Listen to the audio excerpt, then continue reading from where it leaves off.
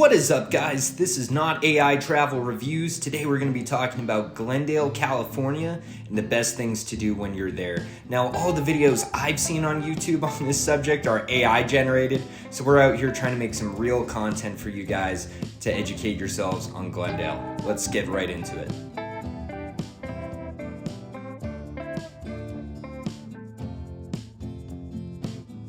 At number 6, I've got Brand Park and Library. Now, this is free to the public and it's really cool with its architecture and walking paths. It is a functioning library inside, so if you need to relax, go check out a book, get some reading done, it's a fantastic spot to do that. Number 5 is Porto's Bakery. Now, this is a staple of Glendale and has some of the best treats that you can imagine.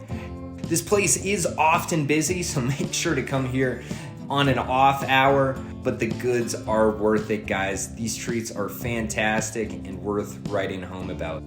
At number 4, we've got the Brand Hiking Trail. Now, this starts out at the Brand Library, but goes way beyond, up a fire trail and into the Verdugo Hills. I've done this a number of times. I did it once back in, I want to say 2020. You can see I look pretty young here.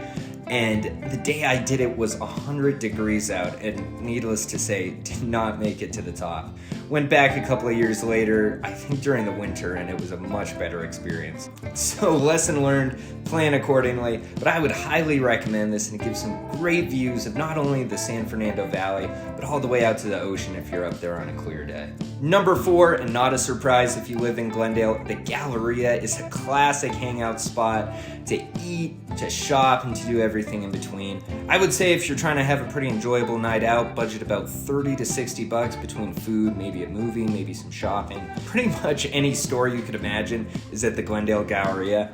I would guess about maybe 150 to 200 different shops. Don't fact check me on that, but I'd highly recommend if you're just trying to hang out with some friends or have an easier night out in town. Number 2 is the Alex Theater. Now, this opened in 1925 and is still functioning. It's got a classic Art Deco design with a 100-foot tall neon lit spire in the middle of it. You can see it from miles away. It's hosted tons of movie premieres, live performances, and TV specials. And in the 90s went through a huge renovation and is really nice today because of it. I've seen a couple of shows here. I love this place, and it is a classic of Glendale.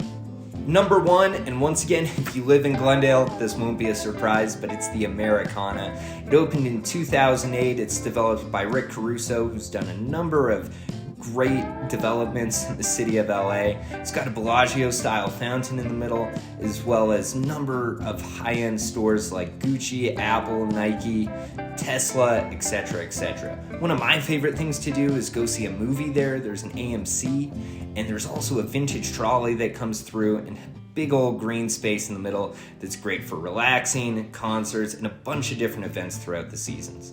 Alright, that's the end of our video today, guys. Thank you so much for watching. Please like and subscribe. We're trying to push back against this AI content on these topics and really trying to get something going here.